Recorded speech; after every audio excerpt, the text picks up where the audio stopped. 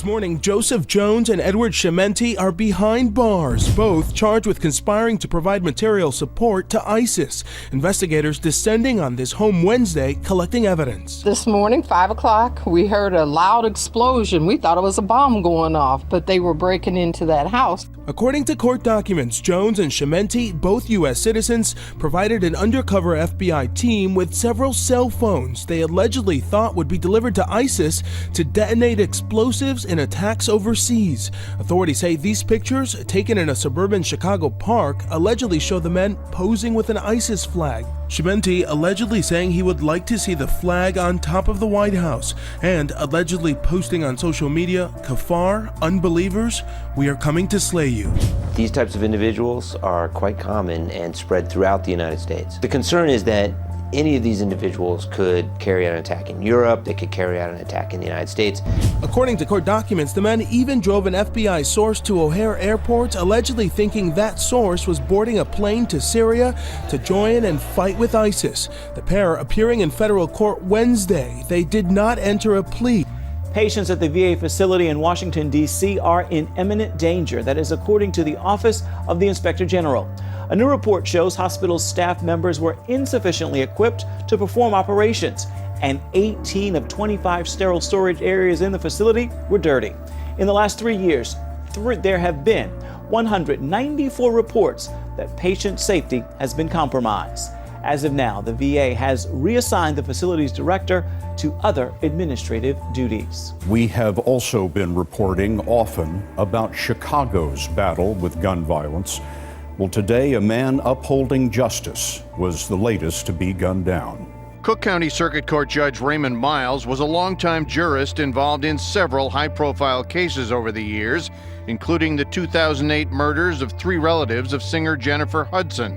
He'd installed security cameras in his house, and his Southside neighborhood had considered putting more on his block because residents had seen an upswing in violence over the last 5 years.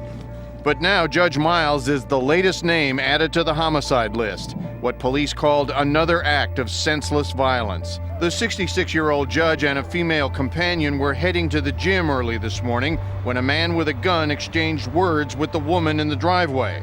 Police say he then shot her and shot the judge 4 times when he came out of his home to see what was happening. Melissa Staples is chief of Chicago Police Detectives. We believe that this could possibly be a potential robbery. We don't know that anything was taken at this time. Distraught neighbors said they heard gunfire just before 5 a.m. Then a woman's voice screaming, "Don't kill him! Don't kill him!" The judge died soon thereafter. His friend is expected to survive. Gwendolyn Deloach is an attorney who knew the judge. Totally shocked, stunned, knees buckled. It was horrible. Me and my baby's on our honeymoon. Cedric Anderson and Karen Smith appear happy in a honeymoon video posted on Facebook in early February. Oh. But by March, the marriage was in trouble, according to San Bernardino Police Chief Jared Bergwan. What we were told was that there was an allegation of infidelity in the relationship. Smith moved out and was living with her adult children. It appears that he had been making efforts to contact her and to have her come back home, and she was resistant to that. And I don't know if that just reached a boiling point. On Monday, Anderson walked into Smith's classroom with a handgun and began shooting, striking her and 2 students before killing himself. The 2 children that were struck by gunfire were simply standing and seated in the exact proximity where she was on the other side, and they appear to be errant rounds that did not strike her, that struck the children. Smith died, and hours later at the hospital, so did 8-year-old Jonathan Martinez. They're relics of a painful past.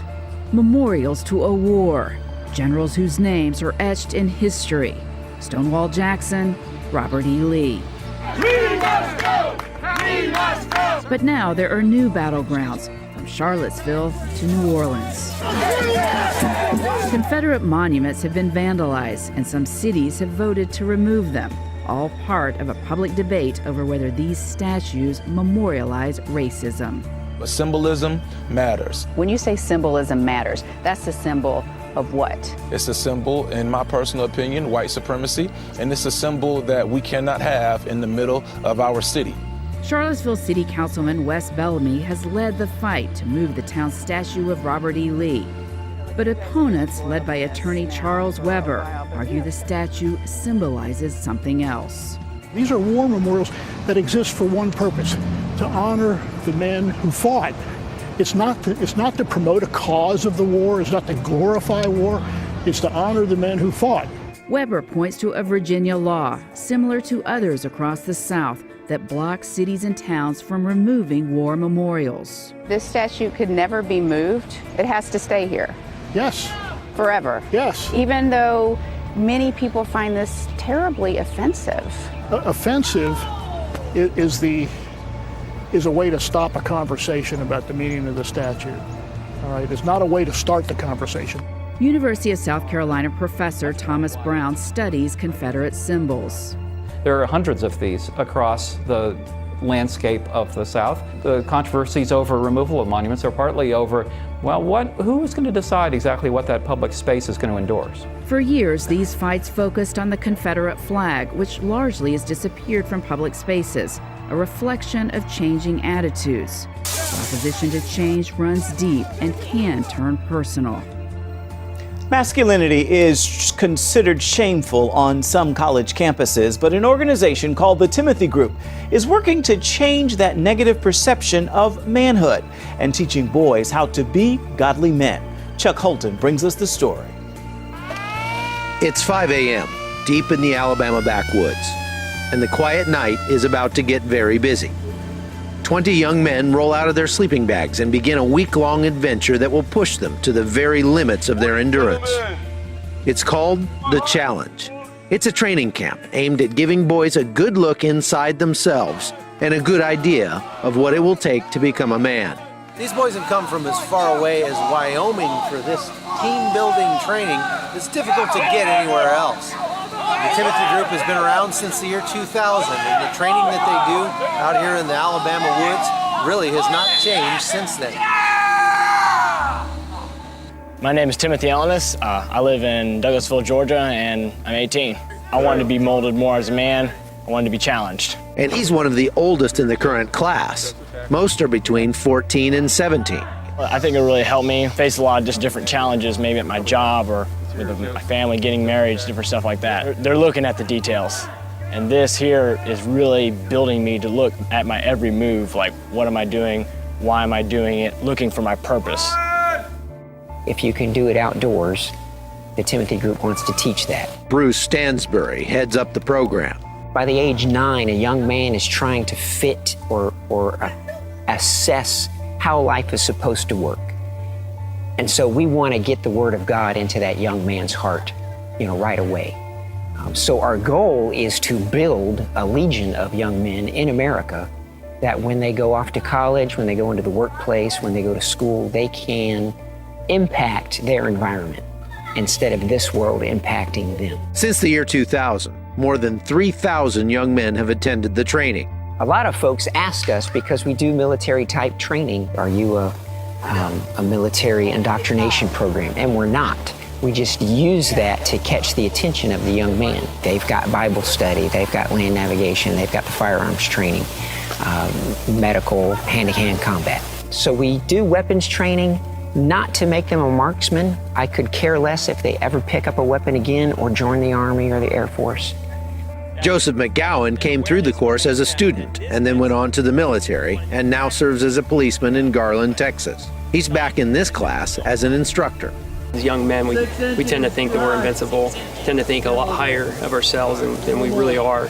And when you face challenges and when you realize you can't do it, and you realize you need others, and when you realize that you're a finite person, there's an opportunity for God to come in and say, okay, but you could be so much more as long as you partner with me and partner with other men. The issue with our society right now is that we're becoming softer and softer.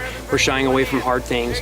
We're told that masculinity in general is something that we should go ahead and put away, and bringing them out here, it gives us an opportunity to pull them away from that comfort zone and push them hard, hoping that they realize that they are capable of a lot more and that they need others in order to hopefully motivate the students to say, I can be that now. It's pushing yourself and allowing God to take over and move you places. Getting the word of God into a young man through outdoor adventure, that is the best of all three worlds. Back in 2013, Recep Tayyip Erdogan's days were numbered as the gas for gold scandal broke, ensnaring 16 of Erdogan's allies. By July 2016, Erdogan was running from a coup that threatened to end his ceremonial presidency. But Erdogan gained the upper hand, blaming the coup attempt on former ally and U.S. charter school scourge Fethullah Gulen. Bloody revenge was loosed as over 300 coup conspirators were killed, and a crackdown on the free press criticizing Erdogan's authoritarian leanings saw to it that at least 200 journalists were imprisoned and 120 news outlets shut down. This is the crackdown that would leave no actual working, surviving media left afterwards. That was the moment that the government showed they have no scruples about entering a media outlet, taking it in a hostile manner, and then even arresting some of the top editors of that newspaper. That means government-sponsored, government-financed media. 90% of media is controlled by government. And even there is no fair competition. And we are not allowed to take in any debate in any government, state-run TV or government-sponsored TV. Turkey now is so much in a dark days. Really, under such circumstances, we are trying to demonstrate our democratic force to rescue democracy from the dictatorship. So it's an extraordinary situation in Turkey. On April the 16th, 2017, a constitutional referendum will allow the voters of Turkey to cast a ballot for 18 proposed amendments to Turkey's constitution. These include the creation of an executive presidency that will replace parliament and also an abolition of the prime minister's office. There are 300,000 Turkish voters in the Netherlands. But no one can hold a public rally in the Netherlands about another country's politics. It's against Dutch law.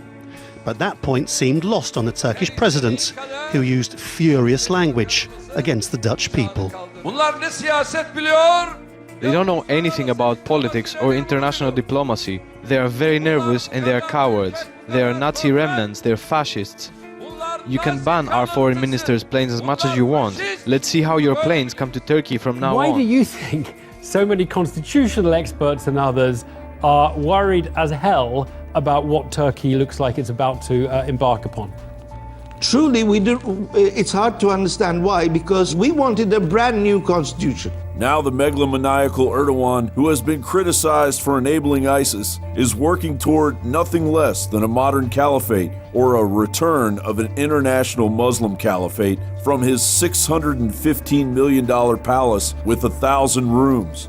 The release of 49 Turkish diplomats who were kidnapped by ISIS when it raided Al-Mosul city along with their families for 3 months, and Erdogan's refusal to reveal the details of this process reopens the financing ISIS issue and how good the relationship between the Turkish government and ISIS is. While Turkish government continued to emphasize that ISIS is a Syrian creature par excellence. And as Erdogan's power grows, the outlawed Caliphate Party rises from the ashes. The Stockholm Center for Freedom reported the Turkish arm of Hizb ut-Tahrir operates freely, despite the fact that it is still an outlawed organization. It held a Caliphate conference in Ankara on March 3rd with senior leaders of the organization in attendance as speakers. If the referendum passes on Sunday, Ataturk's secularist Turkey will fall, and the door between the bursting jihad and a fascist wave of terror will be granted unyielding passage into Europe and Asia.